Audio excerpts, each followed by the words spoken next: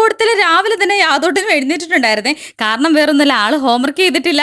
പിന്നെ ഞങ്ങൾ അടുക്കളയിലൂടെ വന്നപ്പോൾ അമ്മ നമ്മുടെ പറമ്പിൽ നിന്ന് തന്നെ കുമ്പളങ്ങ പറിച്ചുകൊണ്ട് വന്നിട്ടുണ്ടായിരുന്നു. ചൂട് ചായ അങ്ങ് കുടിച്ചു. കാരണം എനിക്ക് ഇനി എനർജി വേണം. ചെറുക്കന്റെ പുറകെ ഓണ്ടാണ്. എന്റെ ചെറുക്കനാണെങ്കിൽ കരകലകലാന്ന് ഇങ്ങനെ പറഞ്ഞുകൊണ്ടിരിക്കും. ഒരു നിമിഷം അടക്കി വെക്കത്തില്ല. എന്തുപോലെ രാവിലെ തന്നെ മഴയാണ്. അപ്പൊ പണി താമസിച്ചാണ് കഴിഞ്ഞത്. കഴിഞ്ഞ് വൈറ്റമിൻ ടാബ്ലറ്റ്സും കഴിച്ച് വെള്ളവും കുടിച്ച് ഞാൻ അവിടെ കുറച്ച് നേരം റെസ്റ്റ് എടുത്തു. വീണ്ടും റെസ്റ്റ് എടുത്തിട്ട് ചോറുണ്ടു. വൃത്തിയായിട്ട് മടക്കിയേക്കണം. മര്യാദയ്ക്ക് മടക്കി വൃത്തിയായിട്ട്.